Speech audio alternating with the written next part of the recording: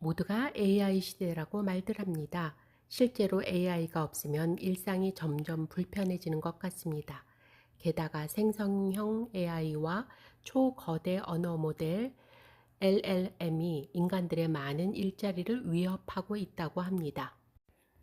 특히 IT 분야의 취업난이 심해지고 있다고 하지요. AI를 장착한 로봇의 등장으로 이미 생산 공장에서는 사람들이 사라지고 있더군요. 또한 딥페이크와 가짜뉴스, 정보 남발 등과 같은 통제 불가능한 위험이 초래될 수 있다는 우려가 커지고 있습니다.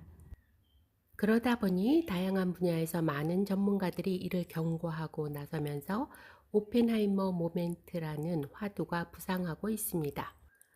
오펜하이머 모멘트라는 폭발적인 위력을 지닌 혁신 기술의 등장으로 인류와 지구촌의 통제 불가능한 파멸적 결과가 발생할 수 있다는 두려움 때문에 이를 개발한 과학자와 기술자들이 윤리적 책임을 절감하고 반성하는 역사적 전환점을 의미합니다. 이 용어는 태평양 전쟁을 종식시키기 위해 원자폭탄을 만들었지만 원자폭탄의 가공할 파괴력과 수많은 인명피해를 목격한 뒤에 깊은 고뇌와 죄책감에 빠졌던 물리학자 제이 로버트 오펜하이머의 일화에서 유래했다고 하지요.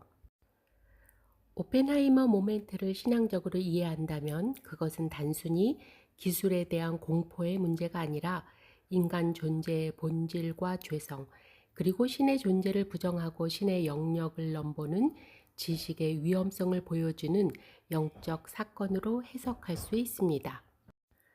성경은 인간의 기술 발전을 죄라고는 말하지 않았습니다. 하지만 성경은 언제나 인간이 하나님을 부정하고 스스로 하나님처럼 되려는 욕망이 문제라고 끊임없이 지적해 왔습니다. 창세기 11장에 기록된 바벨탑 사건이 대표적인 예입니다. 노아의 홍수 이후에 인간들은 높은 탑을 쌓으면 홍수를 피할 수도 있고 신이 있는 하늘에 닿을 수 있다며 신의 권위에 도전합니다. 벽돌과 역청으로 쌓아 올라가는 당시의 거대한 건축물은 인간의 지식과 과학이 집약된 상징물이었습니다. 결국에는 인간의 교만을 경계한 신에 의해 사람들은 언어의 혼잡으로 서로 소통하지 못하게 되었고 탑의 건설은 중단되었고 사람들은 세상의 끝까지 흩어지게 되었지요. 인공지능이라는 시대적 흐름 역시도 인간의 본성과 능력을 시험한다는 점에서 과거의 사건들과 다르지 않습니다. 오늘날의 거대 AI 담론 속에서 비슷한 그림이 보이거든요. 인간은 이제 단순히 도구를 만드는 수준을 넘어서 인간 자신의 창조성과 윤리를 판단하는 AI로 발전시키고 있습니다. 실제로 실리콘밸리의 기술적 특이점론자들과 트랜스 휴머니스트들은 생성형 AI와 초거대 언어 모델 LLM을 단순한 도구가 아닌 인간을 초월한 신적 존재로 기대하고 있습니다. 예로 들자면 구글의 엔지니어였던 앤서니 레반도우스키는 AI에 기반한 신을 숭배하는 미래의 길이라는 종교단체를 설립하기도 했으며 오픈 AI의 CEO 샘 올트먼이 일반 인공지능을 하늘의 마법 같은 지능으로 비유했지요. 신학적 관점에서 보면 이것은 에덴 동산에서 뱀이 던졌던 유혹과도 연결됩니다. 너희가 그것을 먹는 날에는 너희 눈이 밝아 하나님과 같이 되어 선악을 알 줄을 하나님이 아심이니라. 창세기 3장 5절. 인공지능 자체가 선악의 문제라기보다 AI를 사용하는 인간의 마음속에 또아리를 들고 자리한 왜곡된 욕망이 문제입니다. 인간은 타락 이후 언제나 자신의 힘으로 구원과 통제를 이루려 했습니다. 인간을 신격화한 수많은 신들의 이야기를 통하여 구속사를 희석하고 유일하신 하나님을 깎아내렸지요. AI 역시 인간의 지적 능력을 확장시키는 강력한 도구이지만 이는 오히려 인간의 교만과 탐욕, 권력 의지를 증폭시키는 마법의 거울이 되어가고 있습니다. 따라서 오펜하이머 모멘트는 단순한 기술적 위기 의식이 아닙니다. 인간이 무엇을 만들 수 있는가라는 질문을 넘어서 인간은 그것을 다룰 만큼 정의로운 존재인가 묻기 시작하는 도덕적이며 영적인 순간이라고 볼 수 있습니다.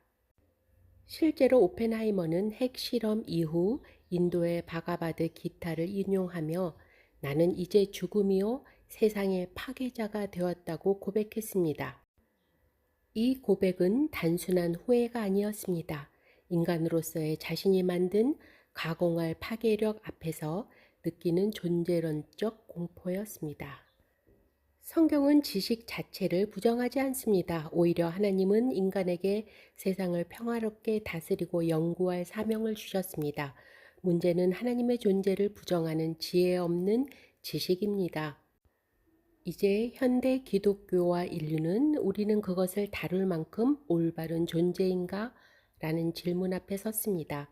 기술에 대한 맹목적인 공포나 무조건적인 낙관을 넘어서 기술을 바르게 다스릴 수 있는 지혜와 겸손이 그 어느 때보다 필요한 시점입니다.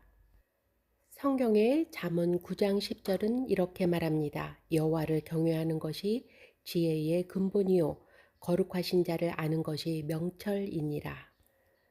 기술은 중립적이지만 인간의 마음은 중립적이지 않습니다.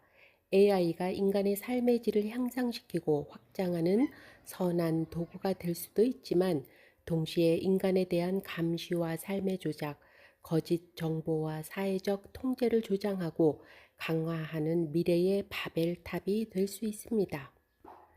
기독교 신앙에서 본다면 오늘날의 AI 시대는 단순한 산업혁명이 아니라 인간의 영적 상태를 드러내는 시험대에 가깝습니다. 인간은 점점 더 전능해지는 것처럼 보이지만 역설적으로 더 깊은 불안과 공허 속으로 빠져들어가고 있습니다. 왜냐하면 인간은 죄의 문제와 죽음의 문제는 해결할 수 없기 때문입니다.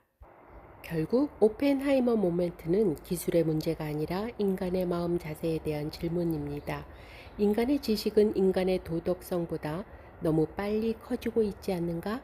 하나님 없는 지혜는 결국 어디로 향하는가? 그리고 기독교는 그 질문에 대해 분명히 말합니다. 만약 인간들이 AI를 내세워 하나님을 부정한다면 이 세상은 오만한 자들의 무덤이 될 것입니다.